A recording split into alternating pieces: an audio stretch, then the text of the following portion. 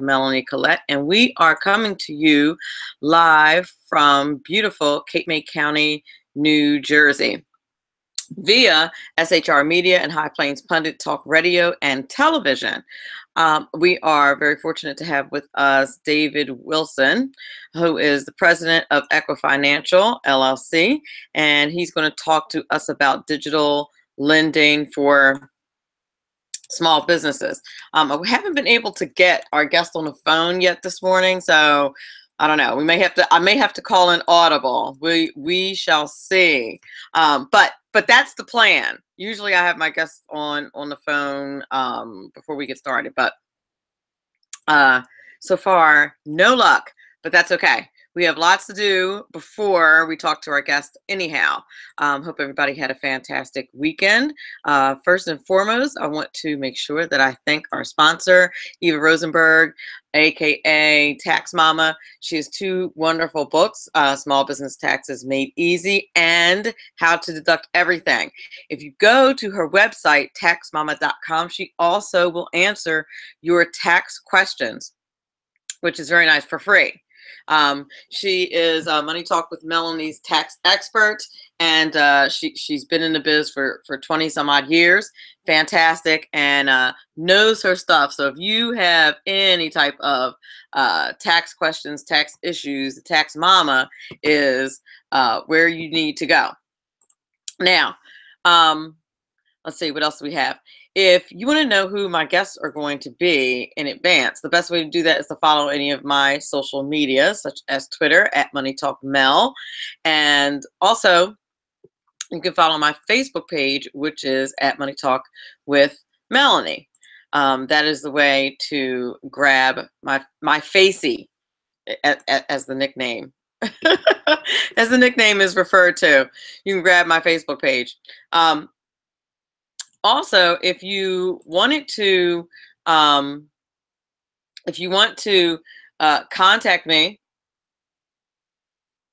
via email, you may do so at moneytalkwithmelanie@gmail.com. Tell me you don't like the big old flower that's on my blouse or or something like that, but preferably to share with me information about the show, stuff you like, stuff you didn't like. If you'd like me to cover a particular topic in the 5 minutes of personal finance, which I get to mention with today's 5 minutes of personal finance, is today's 5 minutes of personal finance topic is, what is concierge care? And you know, the healthcare bill has been, or lack thereof, I should say, has been in the news quite a bit here lately. And I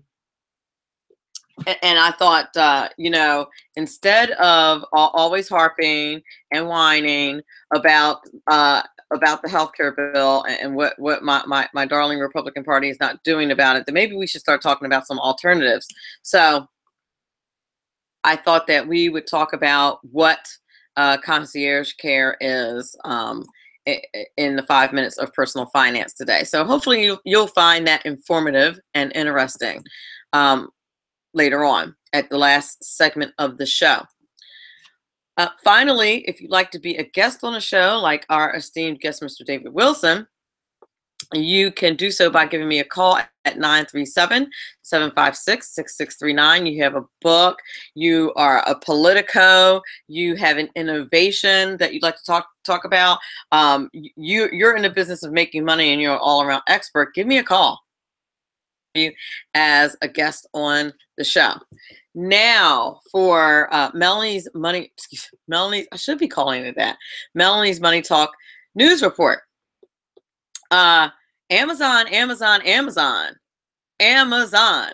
I'm not going to lie. Listen, full disclosure, I love Amazon. Love everything about Amazon. I am a huge fan. Like, Amazon just saves me so much time and money, etc. And apparently it is showing. Amazon put out its quarterly report card a couple of days ago, and it's actually making tons more money than projected. But they've also been, you know, they've been investing in order to do that. So, you know, Amazon's been really living by the old adage, it takes money to make money. They've been really reinvesting in their company, and it seems to be paying off. So nothing wrong with that. But and it's just a fantastic company. Please don't mess it up. And people at Amazon, um, specifically Jeff Bezos. I hope that's how you pronounce his name. And that's actually the next item in the Money Talk News Minute. Money Talk News Minute. Money Talk News Report is that he's now officially the world's most wealthy guy. Good for him. Amazon's shares are now worth $1,071.31. Actually, it might be a little more or less than that now. That was actually as of, I believe, Friday last week. That's what it was worth. And so that CEO, for the moment at least, was the world's richest guy. And so, you know, outranking your Gates and Buffetts of the world. Good for him. And keep up the good work at Amazon. Finally, one last Amazon news note. Amazon has been working on healthcare, according to CNBC. They have a secret team called 1492, based in Seattle, and they're working on hardware and software products to revamp medical records. And if you know anything about the medical record industry, it's really kind of been in trouble here lately, as far as security risks and things like that. They've really been having some problems with the sanctity of medical records. There have been a couple of reports in the news recently about people being able to hack it because, you know, software is antiquated. So I kind of think that's good news that Amazon's going to get into the medical record business. I'm happy about it. If anybody can do it, Amazon can. If anybody can fix the problem, Amazon can. Now, here's a final note for the Money Talk News Report. And I vacillate back and forth with this whole college thing. If you know anything about my background, I'm a major nerd. I was actually referred to in an interview as an academic, as if it were a bad thing. Naughty interviewer. But that's how much schooling I'm into. Well, according to a Georgetown study, it's a lot harder to get a job, a middle-class type job, without a college degree, which is unfortunate because, you know, the cost of college has skyrocketed 400% over the last, I believe, 30 years or so. So, you know, that's a bad look. That's not good news for the middle class. Apparently, if you have an associate's degree, your chances of getting and maintaining a middle class job are much better than high school dropouts. And you know, that's kind of saying something. An associate's degree is only a 2-year degree. So it's something to think about. You're listening to Money Talk with Melanie. This is your business diva, Melanie Collette, and we will be back on the other side of the break. The deep state or the unelected administration. We the people had better wake up before America is put to sleep. Hello, I'm Ron Edwards. On today's page from the Edwards Notebook, the elitists of big government, the establishment, media, and academia are a three-headed monster that is bent on literally destroying our republic. Of course, every thinking American knows that. In fact, that trilogy has been working for decades to turn America into a dictatorship that is far removed from the constitutionally limited republic the founding fathers left us. One can go all the way back to the time of Engels and quickly learn how dedicated the globalist elites are in their movement to rule over everyone except themselves. Great men like Presidents Lincoln, McKinley, and Kennedy were murdered for trying to put America and liberty above global tyranny. The deep state or unelected entrenched administration that is being challenged by President Trump is just as evil as those in the past who put McKinley, Lincoln, and Kennedy asunder. My fellow Americans, America the Beautiful is in a literal fight for her survival. We must bring back Americanism and pray for our president, who is loathed by the same type of elitist who also hated McKinley, Lincoln, Kennedy, and Reagan. We're actually on the air. Ron Edwards. Okay. All right, terrific. Thank you. Sponsored by the Tri-County Liberty Coalition. Who likes paying taxes? Nobody. That's why Eva Rosenberg from TaxMama.com wants you to pay less of them. Read Small Business Taxes Made Easy and learn how to set up a business plan that minimizes taxes, the tax benefits of different forms of financing, spot and fix errors in the 1099s, legally increase your deductible expenses with better record-keeping techniques. Don't let the IRS squeeze you out of every penny. Start deducting today. Visit TaxMama.com. TaxMama.com. That's TaxMama with one M.com. Okay, we are back. You're listening to Money Talk with Melanie. This is your business diva, Melanie Collette. And I am happy to say that I did indeed get Mr. David Wilson on the line. So I'm very excited about that. And I'm going to talk to you briefly. Like I said in the outset, he is the president of Equifinancial, LLC, and we're going to talk all things digital lending for small business. And again, the 5 minutes of personal finance is what is concierge care?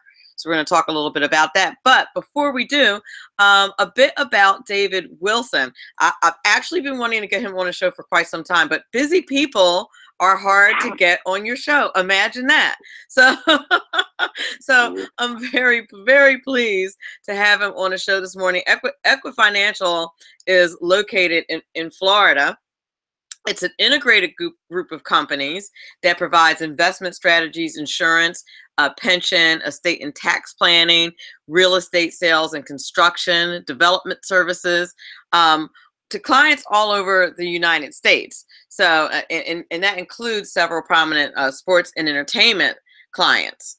And he's been doing this for more than 25 years. He's got a distinguished record of leadership. He speaks all over the place. And you're going to find out in a few minutes why I'm so fortunate to have David Wilson on the show this morning. So without further ado, Mr. David Wilson, how are you?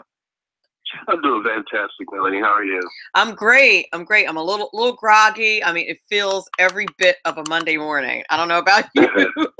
Yeah, it's Monday morning blues, right? Absolutely. Absolutely. A case of the Mondays, for sure.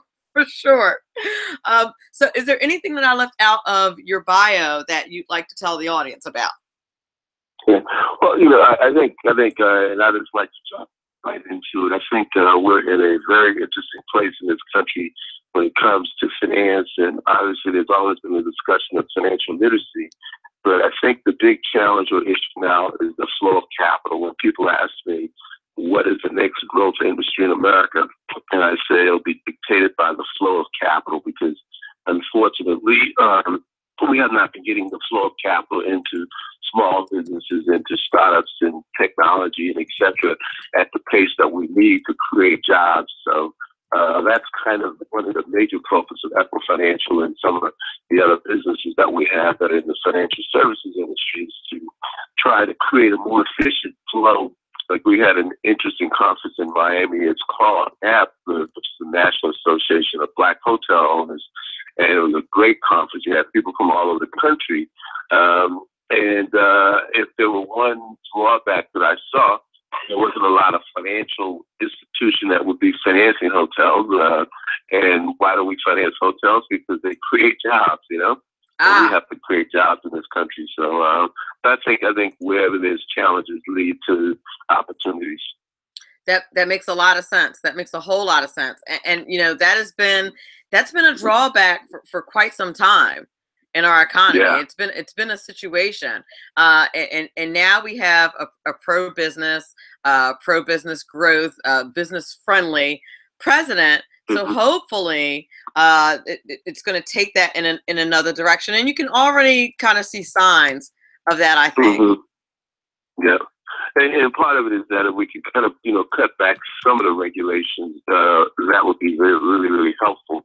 I think banks are so overly regulated, and you know, their purpose, which they're founded under, and people you know, I don't think people in government are always clear about this, but banks are really only there to lend people money who got money, because banks pretty much lend against assets, and that's a requirement in terms of federal government lending processes. So the investment world, kind of the investment banking world, were the ones that would lend or provide capital for projected revenues and income streams. Because then when you look at the U.S. economy and a lot of the international economy, they're intellectual property companies. They're not companies that are going to have $500,000 or $30 million in real estate that they're because they're building a building. It's going to be some young person sitting in a garage creating a software that might change the world. Absolutely. And that does make a difference. And of course, that makes lending a bit more challenging when you're dealing with, trying to predict how well an intellectual property or intellectual creation is going to do. Or even cash flow. I was reading an article, actually a book on Goldman Sachs, and they were talking about when they originally funded Sears and Montgomery Ward and all of those companies, Woolworth, that were the retailers back in the early 1900s, but they actually were all started out as catalog companies. So it's almost like going back to where we're at now with internet, right? They're all doing the internet, and instead back then the internet was the catalog, the catalog. And, you might be too young to remember when everybody got a catalog mailed to their house once a month. Oh no, I'm not too young. Yeah. I actually looked forward to that because we look forward to that, right? The toy section. Now it's all on the internet. But yes. But back in those days, banks weren't financing that because it was to protect the revenue streams, and they really had no hard assets. What they had was future projected sales. So that's kind of where we're at now. And I think, we're going to have to potentially create new financial products and, or even look at how to restructure some of the financial products that will get cash, money flowing to these businesses that will then allow them to grow. And then as they grow, they can create more jobs, and then the economy gets better and people could, pay their own health insurance and yes. All that good stuff. Yes. Now, in the spirit of that, I'm sure that a lot of people are relatively familiar with traditional lending. How does digital lending differ from traditional lending? It's interesting.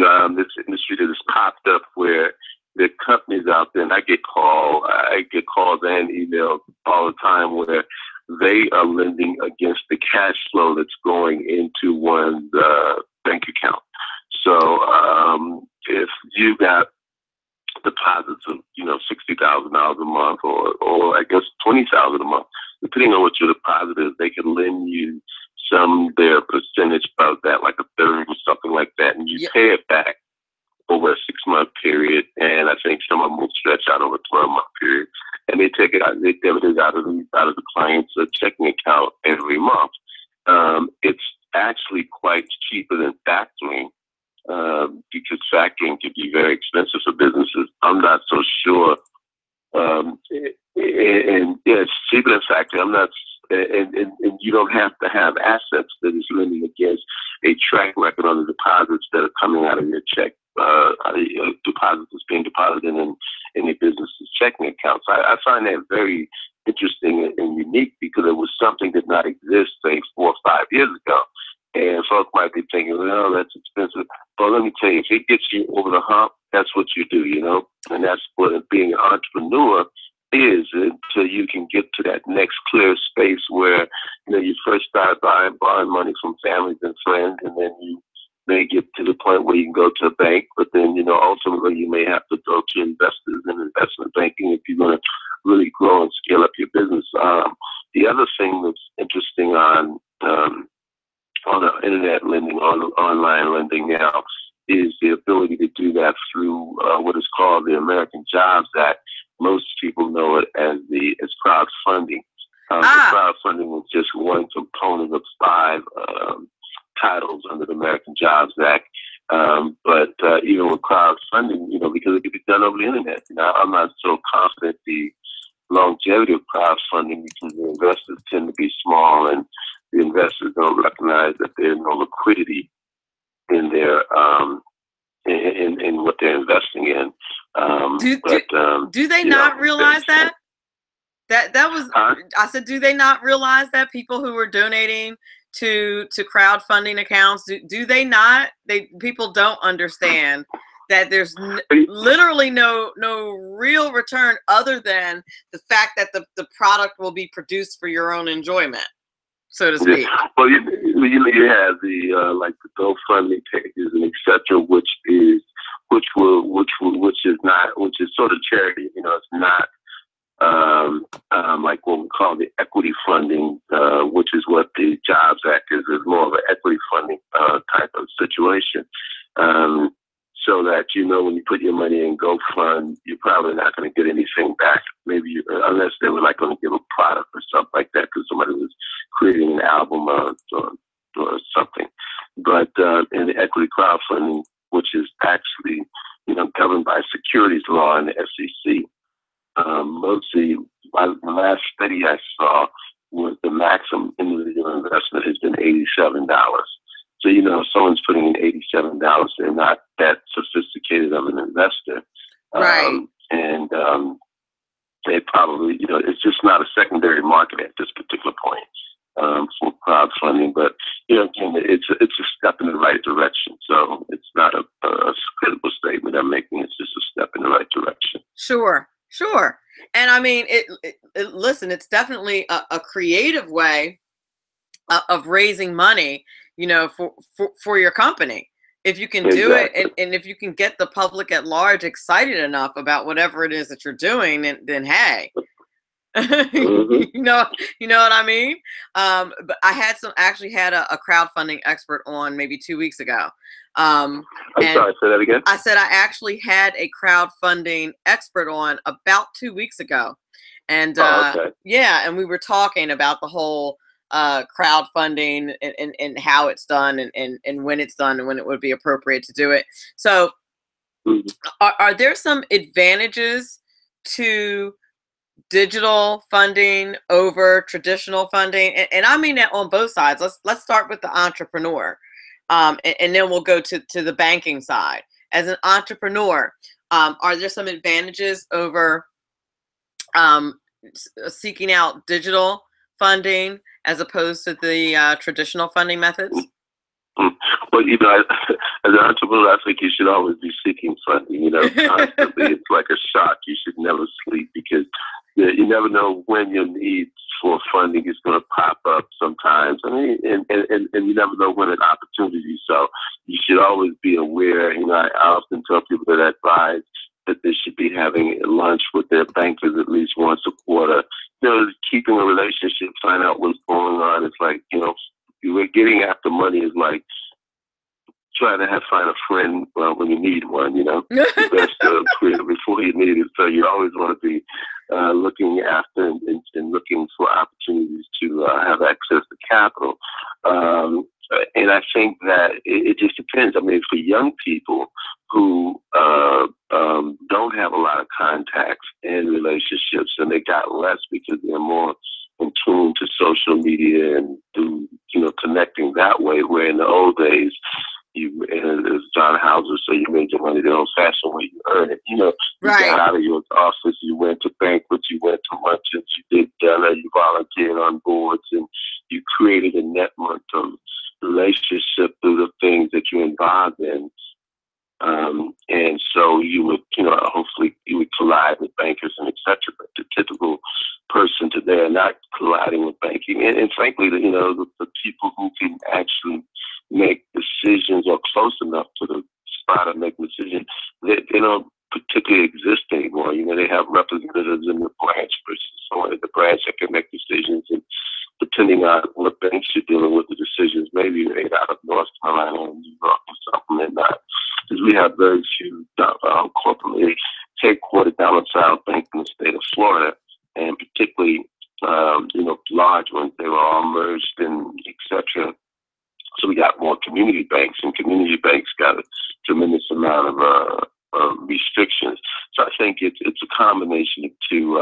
Obviously, for the financial services industry, it's cheaper because it's all done online, so you gotta have that. You don't have brick and mortar that you have to go into.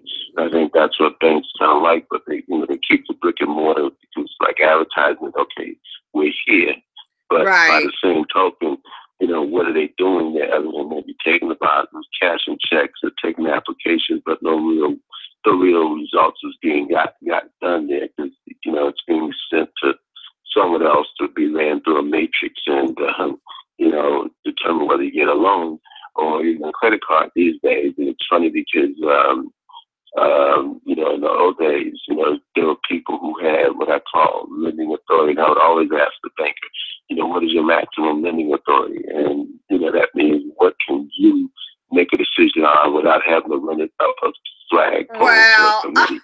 like, am I talking to the real person or not? Basically. Huh? I said, basically, you're like, am I talking to the real person or not? Or do I need to talk to someone higher than you? Yeah, exactly. Yeah.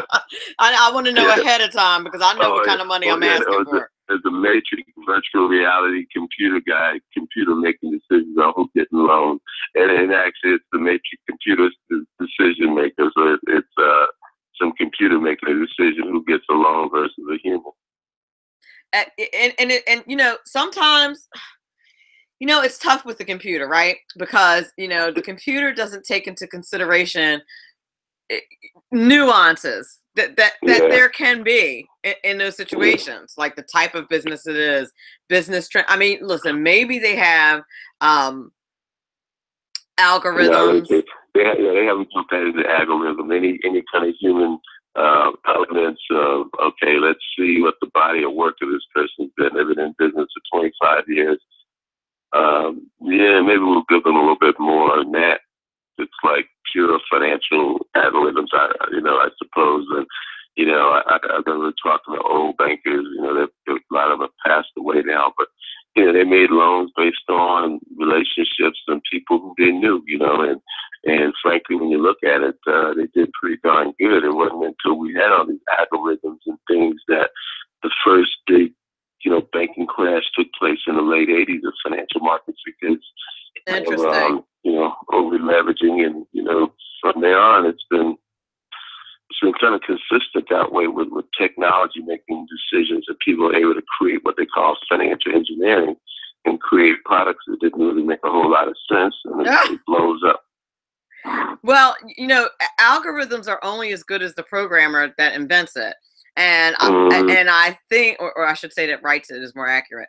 But and if the programmer is not a finance person, like if you're not marrying financial expertise with the technology, then I can see how that could be an issue, because if you're a financial person, you probably want to give some extra points to somewhere, or some extra weight in the algorithm to someone who's been in business successfully for 25 years than maybe you want to give to that millennial that just popped out of bed that morning and thought they had an awesome invention idea. And it may very well be an awesome invention idea, but your risk is a lot higher when it comes to lending in that regard. Yeah. And what has happened is that actually it's this, even in the technology space now, what they're finding is that you can be a heck of a designer and engineer, whatever, but they're now beginning to hire more kids coming out of college of philosophy and history and communications, because if you create it but can't sell it, what difference does it make? And if you create it, and if you don't have the personality, communication skill, we just need to put you in the laboratory and let you create and let you come out to eat, because your personality is not set, or and not interested, maybe not even interested, in the whole interested communicating with people as much as they're more interested in, let me create this product, I'm excited about it, and let me keep it moving. But, which is a new phenomenon. Silicon Valley has shown that they're hiring more psychology majors. They are programmers now. That's interesting. And see, that's the thing that the computers can't program is personalities. Maybe they'll figure it out some later, but maybe they could put that into someone's DNA. So maybe someone's algorithm and predict the success of that person or that person's business. would not be shocked if they got there. Full disclosure, the last 4 years or so, I taught high school computer programming, and occasionally I teach it on a college level. Mostly I teach like Office on a college level, but I'll dabble in some first year programming on a college level. But you know, they can do amazing things with algorithms. And so call me an optimistic nerd, but I would not be surprised if they were somehow able to develop an algorithm. Listen, it'll never be perfect because there's nothing more accurate than the human mind. And hey, sometimes it's just about your gut. I would imagine that some of those successful lenders that you were talking about earlier, sometimes they probably just said, I just really don't know why, but I got a really good feeling about this. And it worked. Yeah. You know what I mean? So yeah, I think that's the whole discussion about artificial intelligence now. Will artificial intelligence get to the point, you're now beating obviously the best person, the best chess players in the world, but that's more mathematics and stuff. But it's like watching what's that movie I, Robot with Will Smith. Yes. It's like she had a 20% chance of success living, and I had a 47%. But in human nature, we would have probably saved the child. And there are people who are willing to take that 27% chance for success or accomplishing whatever they want to. But if it's going to be based purely on an algorithm, it's not going to work. And it's interesting. I got this sort of social laboratory thing that I'm reviewing just because. But I met two young men, both 19, and one comes from a family of husband and wife and went to the best schools and et cetera, and the other come from a broken home, and the difference in terms of, and they're the exact same age, and the difference in terms of desire to succeed is amazing on the one that comes from a broken family, Yeah. Because he's always had to be there and be, take control and be a little more, a great man is well raised, but, just so much more developed than the kid that didn't now. And I think that, it's interesting because you're asking yourself, which one would you pick or choose to do something? Conventional wisdom would be, okay, kid from a two-income household, stable, best schools, etc. Right. But then you can't measure this kid's over here heart. I think they'll probably all average out in the future, in that the kids from the two-income household will, because their confidence level in doing and being or whatever, when it kicks in for them, they'll probably be fine, Yeah. But it's just kind of interesting to watch this. It's absolutely amazing. And if I had time to really talk about, the very different characteristics and things that they will accomplish, I'm like, boy, that's something that you don't see every day. If someone was sitting there thinking, okay, which kid to pick, yeah. It's true. Only entrepreneurial thinkers see and think of things that way. We're up against a heartbreak. We're talking to David Wilson. He's the president of Equifinancial. We're talking digital lending for small businesses. You're listening to Money Talk with Melanie. This is your business diva, and we'll be back in a few moments. From the warfront to the streets of our nation's capital. Yep. Men of faith. What's Dr. up? Michael Jones, the underground professor, and Kenneth McClinton, the exceptional conservative, bring both constitutional gravitas and spiritual perspective on today's issues to the most influential Christian urban talk show, 9:05 p.m. Eastern, Thursdays.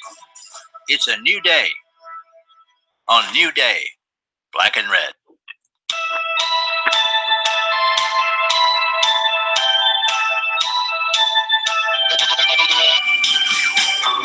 Hey, it's Jersey Joe from Reaver Common Sense.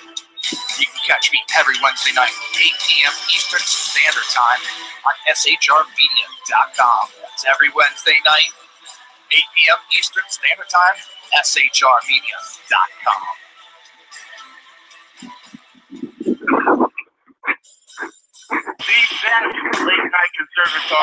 America. Tackheads Radio. And listen, there are no people better on the air to give you the best in conservative talk. Tackhead Sean and Tackhead Clint. And we're working on separation papers for certain other guys who have to work here too. Those who are tuning in around the world to the best late night conservative talk, Tackheads Radio. The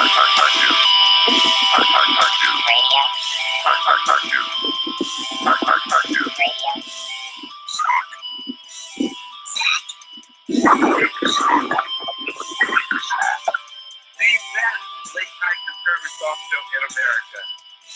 In America. And in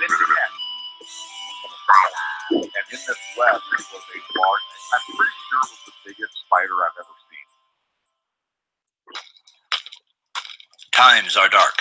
The people are misled by politicians, lied to by establishment media, and deceived by the false messages of Islam.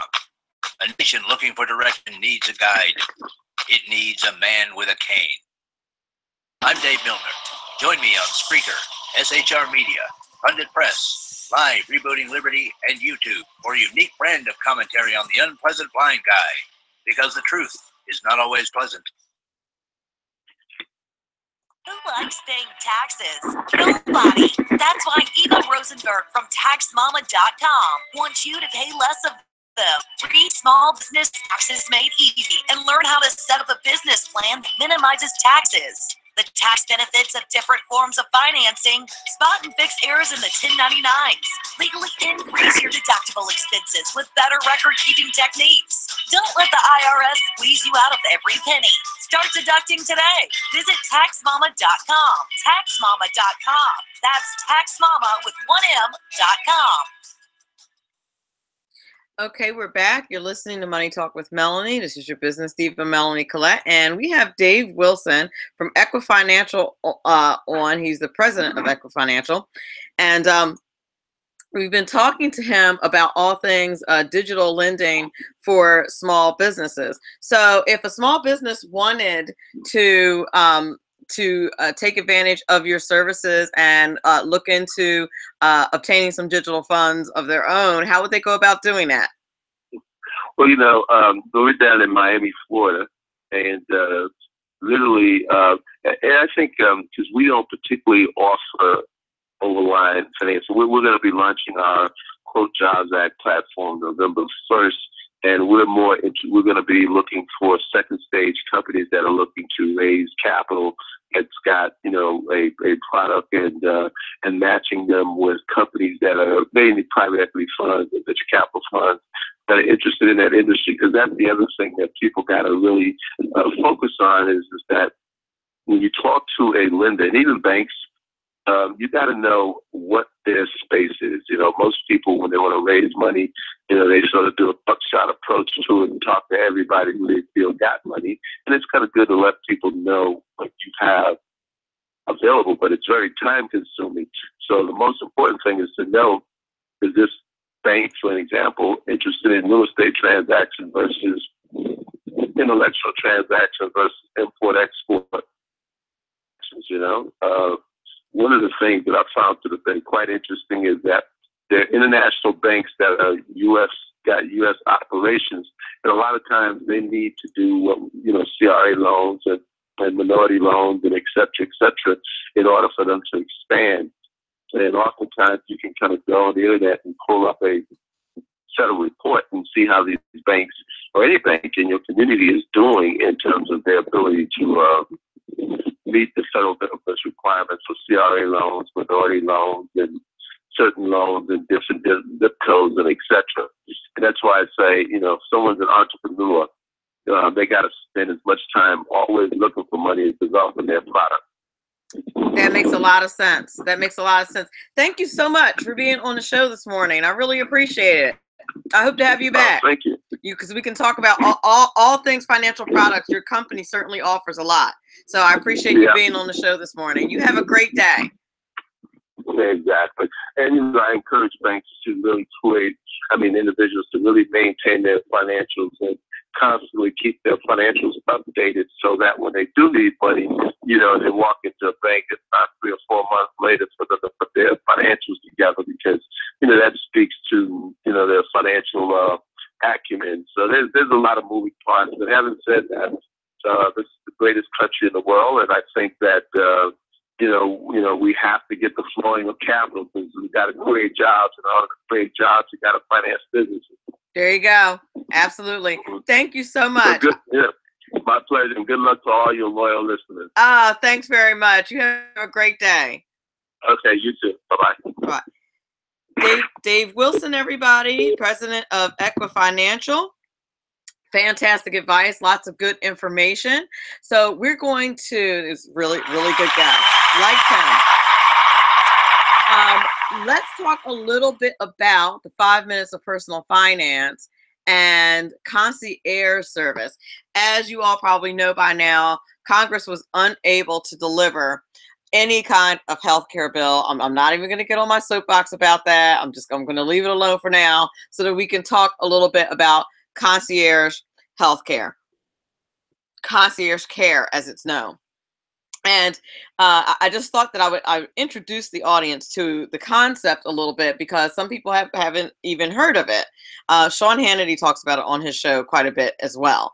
And what it is, if you recall back in the day when they used to do something called house calls, where it used to be, there was a time when a doctor would just come to your house. You got sick, you called the doctor came to your house, and, you paid an out-of-pocket fee. And in the most recent years, people have been able to do that, a fee-based, cash-based medical care, but normally it's been reserved for the rich. Well, enter, Obamacare and all the problems that came along with that. Well, as per usual, the free market has found a way to, I wouldn't say solve the problem of healthcare, but certainly assist. And that's by means of concierge care. The everyday average Joe can arrange for concierge care depending on what's available in your area. There are, a lot of times, the way it works is it's a retainer based care. So you would pay a concierge care company a monthly retainer or a year or an annual retainer. And in exchange, the doctor will come to visit you a certain amount of times. Many of the more advanced concierge services offer discounts on things like lab work, surgeries, etc. Some of them, which are called the hybrid concierge care services, will actually reimburse with insurance, will actually work in harmony with your insurance. So to get further details, I would go ahead and Google concierge care, see if there's a place near you that offers it. It really might be worth it, especially if you have some type of chronic condition. I don't know that if you're a young person, it might, like a really young, really healthy person, it might supplement traditional healthcare for a few years, until you start breaking down. I'm just kidding. Until you get in your 40s, like me, and then it's time to get serious. No, but if you get older, you're an older, more mature person, and more things are at risk and start going wrong. Concierge care is certainly a nice way to supplement what other you already have, and take better care of yourself. So Google it, see if there's a concierge care place near you. They also have, for pet fans, I'd be remiss if I didn't mention, my fur diva, Asha, but veterinarians also have concierge care. Go figure. You're listening to Money Talk with Melanie. This is your business diva. We'll be right back. Who likes paying taxes? Nobody. That's why Eva Rosenberg from TaxMama.com wants you to pay less of them. Read Small Business Taxes Made Easy and learn how to set up a business plan that minimizes taxes, the tax benefits of different forms of financing, spot and fix errors in the 1099s, legally increase your deductible expenses with better record-keeping techniques. Don't let the IRS squeeze you out of every penny. Start deducting today. Visit TaxMama.com. TaxMama.com. That's TaxMama with 1M.com.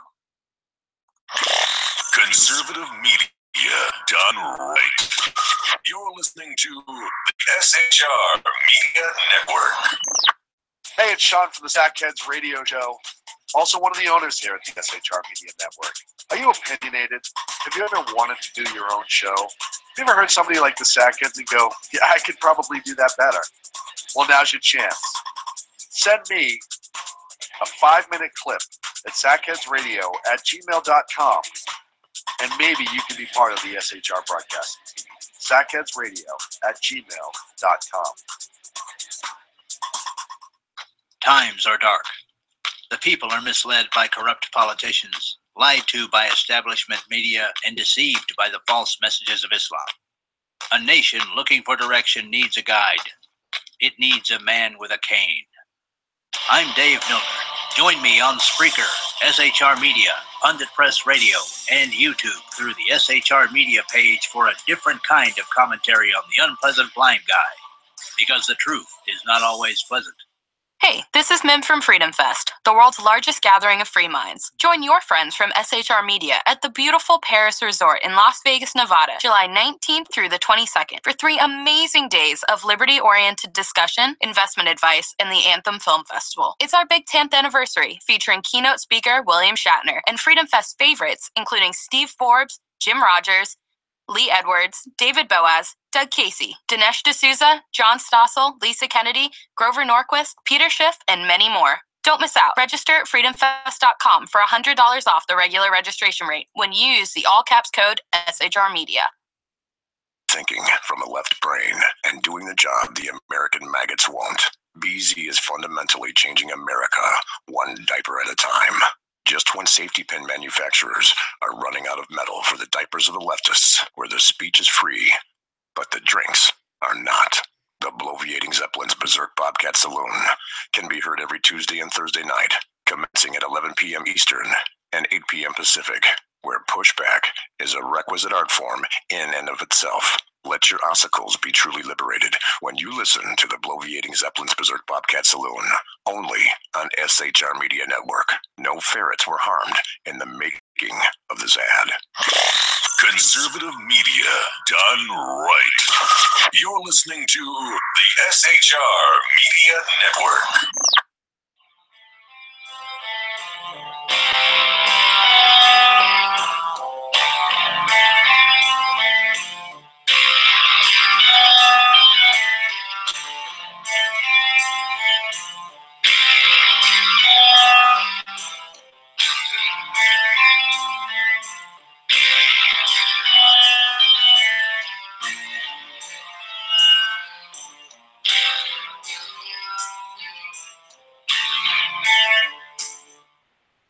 We are back. I want to thank Dave Wilson from Equifinancial for being on the show this morning. I want to thank everyone who's listening. And I also wanted to let you know that on Wednesday, we have Gleb Sersky. I'm sure Sapersky. I am pronouncing his name wrong. I'm positive of it. So I can't wait to talk to him during the pre-production to find out the pronunciation of his name. But he is a disaster avoidance expert, and he's going to talk to us about helping your clients to succeed through emotional intelligence. I love really nerdy stuff like that, so I hope you will too. I think it's going to be pretty interesting. And then on Friday, I have returning to the show one of my very first guests. I think she was like my second guest since the show started. Tamara Kleinberg, who is an innovation enabler and all around just really wonderful woman, very smart when it comes to all things business. Can't wait to talk to her again this coming Friday. I can't remember exactly what subject matter it was that we decided on, but whatever it is that we're going to be discussing, believe me, it will be engaging and exciting and informative because she's just good like that. So I can't wait to talk to her.